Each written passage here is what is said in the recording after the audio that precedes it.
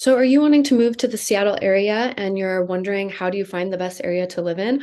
Well, stay tuned. This video, I'm going to tell you all about how to find the best place to live in Seattle.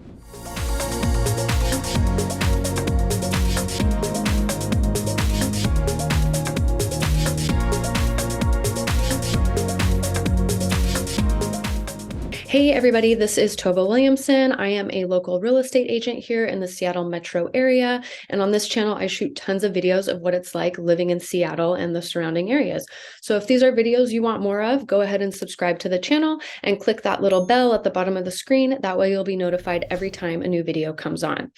We get reach outs every day from people moving here. We love hearing from you, but we can't help you unless you reach out to us. So give us a call, email, text. We got your back when you're moving to Seattle.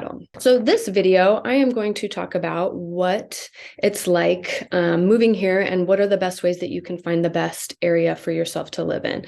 It can be really hard when you don't know an area, if you've never been here before. Like, how do you find that perfect area to live in? So these are a few tips that I give to people a lot when they call and reach out and I start working with them. We kind of go through the process. So this will hopefully help you to narrow down and find that perfect area in Seattle or the suburbs that you can live in. So the first thing that I tell people to do is to make a list of what's important to you. Really think about it, write it down if it helps. Like that way you can get really focused. Here, there's just so many different areas. It can be really overwhelming. Like if you start looking for houses, if you don't have it really narrowed down on what you're looking for or the certain lifestyle that you like to live, it can just be overwhelming because there's just like hundreds and hundreds of search options that come up. So I always tell people, write it down. Like what's important? Do you want to live in a walkable area?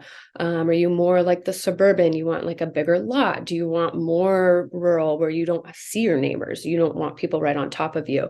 We have all different like lifestyles here. There's urban living, there's rural, there's suburban. So there's the whole mix of things. So it's just really important that you know kind of what you're interested in and maybe some deal breakers that you're like, I don't want to live next to a bunch of bars and clubs with live music on the weekends. That's too loud. That's just doesn't sound fun to me.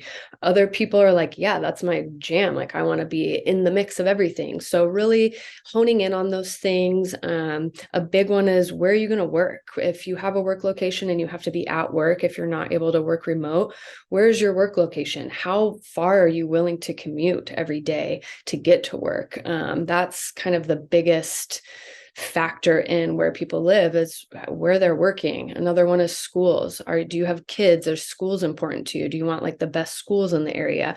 That will help determine where you live. So it's really good to just get kind of clear about what you're looking for. I always tell people too, if you're moving with a spouse or a roommate or friend or whatever, like talk to that person too and know so you're both on the same page. I feel like that happens sometimes. People want opposite things and they don't really communicate that well. So it's just really important to be clear about what you're looking for, communicate with the other people that you're going to be moving with, and hopefully that will help just narrow down some places for you. The next step would just be to start researching. That's probably hopefully why you're watching this video is you're trying to find out what it's like living in Seattle. What are the different neighborhoods like? What are the suburban areas? What is the general feel? So that's a big step. Read blogs, watch videos, reach out to me. I get people calling all the time about moving to the area, and I'm more than happy to talk about different areas and let you know what things are like. So just doing that initial research phase. If you have coworkers that have lived here that they can hopefully give you some tidbits. If you have any family or friends in the area, sometimes they can be good resources. It just all depends. Sometimes you may not know anybody and you're moving here blind, and that's just is what it is. And that's what we're here for, is to help answer any questions that you guys have. So luckily the internet is full of a lot of information. So hopefully you can start to, as you're researching, start to narrow down maybe some areas that you want to live in or things that at least sound appealing to you. Another good resource when I moved here back in like 09.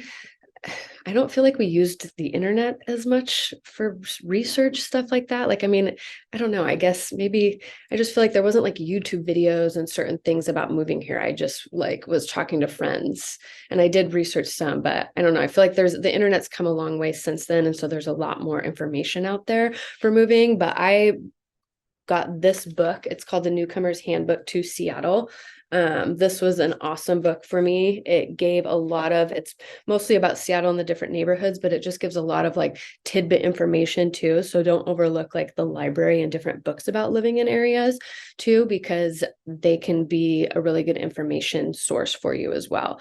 So then the next thing that I always recommend to people, sometimes you can't always swing it. It might be hard. You might be moving here on short notice or you just don't have the time. But if you can, I absolutely recommend coming here for a visit first before you move. It just makes it so much easier.